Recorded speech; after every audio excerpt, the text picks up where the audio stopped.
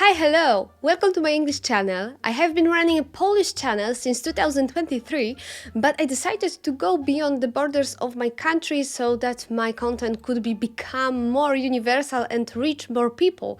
So make yourself comfortable because there will be a lot of content of broadly understood spiritual development. Today we will explore a very important topic: alchemy, which is foundation of spiritual development. So, shall we start?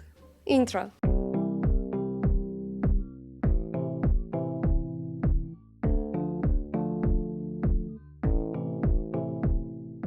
There is a legend which states that alchemy was originally the sacred art of the sons of God, as mentioned in Genesis before the Great Flood. There were fallen angels or fallen stars of God who united with the women of the earth and taught them the sacred craft. There is another legend based on Genesis, which claims that Abraham was the inventor of alchemy as well as the Kabbalah, that the wisdom of alchemy was passed on to his son Ishmael, who was born of Hagar, so that the Arabs and Sufis are the true possessors of the sacred keys of the alchemical art, while the Kabbalah, which was passed on to Abraham's son Isaac, who was born of Sarah, became the sacred tradition of the Jewish people. But let's put the legend aside and deal with the facts. Most people, when they hear about alchemy and alchemists, think of the philosopher's stone and pouring some potions.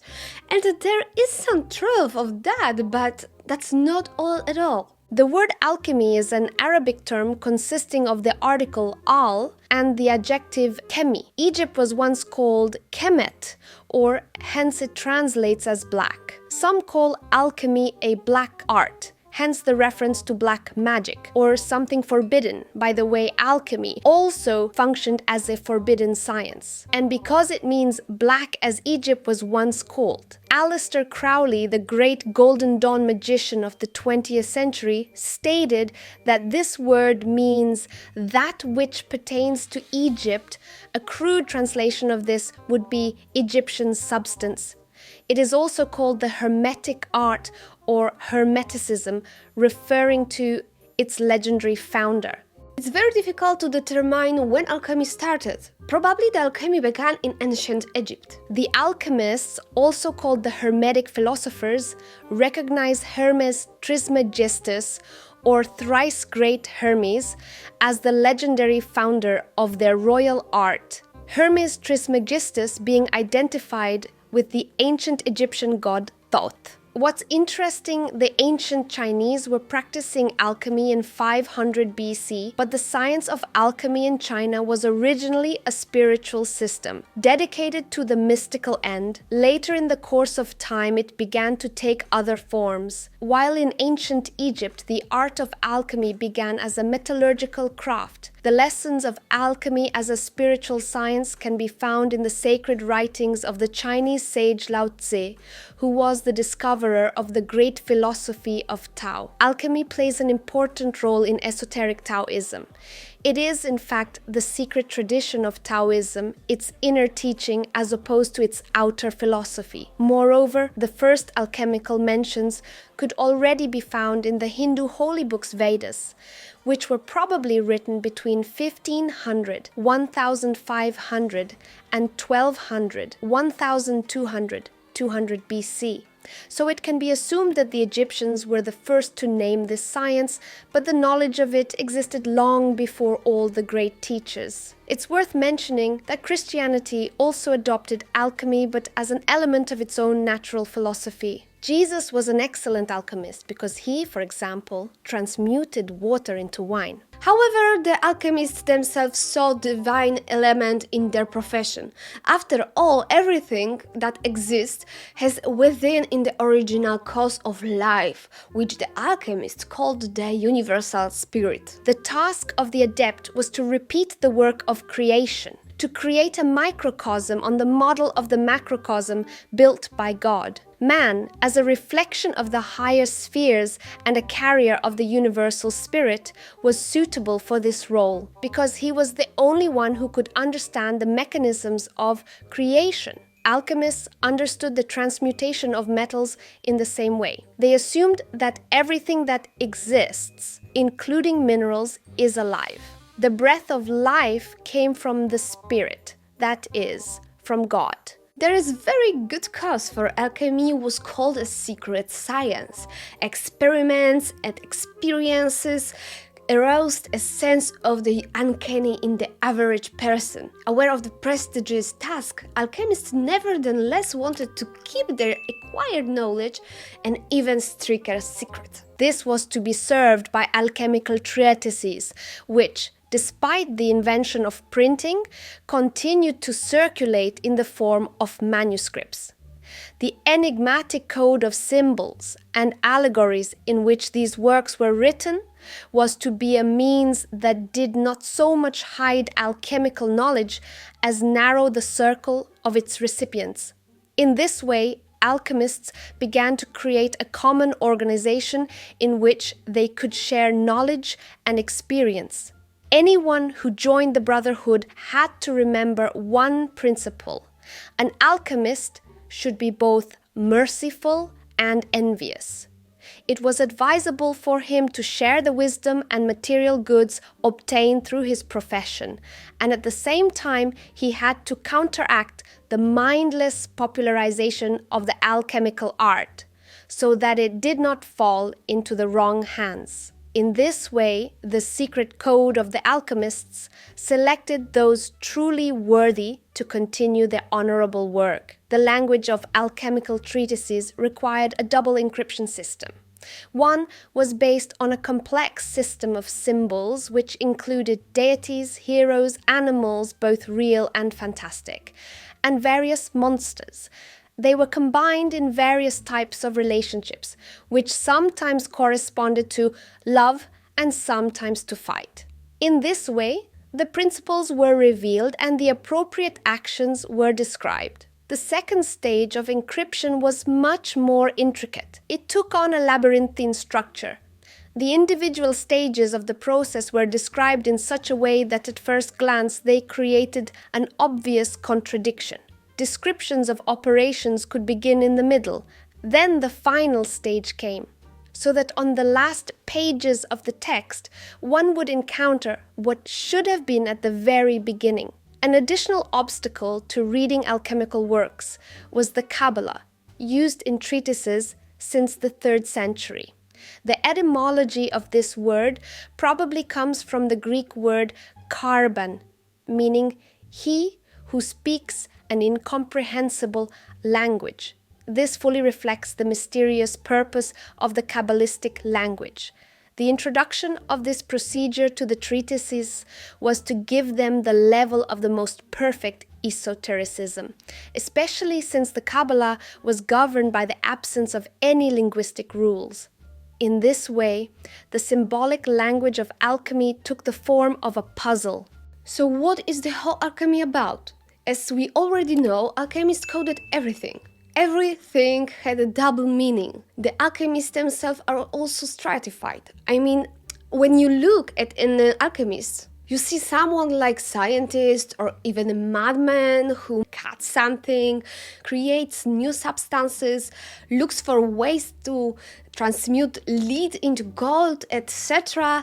However, only they themselves knew that this was the first layer of alchemy. The second is deeper, and here you have the hermetic principle of correspondence, as above so below, because the lower structure, the one visible to the average person, was material alchemy, but there was also the upper part, the alchemy of the spirit, working with energy, vibrations, and each alchemist stratified for made his own opus magnum, and such a great work was divided into 7 stages in the process of transformation: calcination, dissolution, separation, conjunction, fermentation, distillation, and coagulation.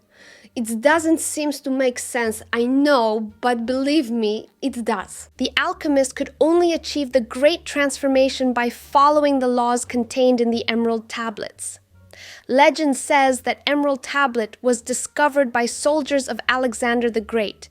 in the hands of the mummy of Hermes in the Great Pyramid of Giza, which was, according to legend, the tomb of Hermes. Probably it was Hermes who engraved the sacred words that were discovered on the emerald tablet. A reminder from history, Alexander the Great and Cleopatra were related. They were both Greeks, alchemists, and importantly Hellenists. They also had a teacher who was an alchemist, Aristotle. Hellenistic culture was Greek culture combined with the culture of the East. It was related to the likenesses of Alexander the Great. Remember this because it will come in handy in a moment. Returning to the opus magnum, this transformation is mainly about psychological change. Enlightenment, and Carl Gustav Jung himself spoke about that, and even Leonardo da Vinci, who was also an alchemist, who said to develop a complete mind. Study the science of art, study the art of science. Learn how to see. Realize that everything connects to everything else. Okay, for the end I would like to point out a few symbols very important for alchemy, but remember, there are plenty of symbols in alchemy and I have chosen a few of them. Squaring the circle. Squaring the circle is the symbol of the opus alchemicum, as the initial chaotic unity is resolved into 4 elements, which then undergo a process of synthesis, creating a unity of a higher order. This unity is represented by a circle. The 4 elements are represented by the symbol of a square. The establishment of one of the 4 occurs as a result of a circular process of distillation or sublimation. This means that the substance, read also the self, is subjected to various distillation procedures in order to abstract, in its purest form, the soul or spirit. The result of this process is usually called quintessence, but this is by no means the only name for that ever desired and never created one. For this one has, as alchemists say, 1,000 names, just like materia prima. Ouroboros, a snake eating its own tail, symbolizing the end that is the beginning. 3 colors, black, red, white. According to alchemists, our spiritual development is governed by 3 key processes: blackening, nigredo, the existing state, that which blocks us, makes life difficult, and prevents us from being fully happy. Whitening, albedo, the process of cleansing, getting rid of blockages based on 2 pillars: meditation, meditatio, and working with one's own imagination, imaginatio. And finally, reddening, rubedo, when a heavy element of low value becomes gold, a priceless metal of spiritual development. Chessboard.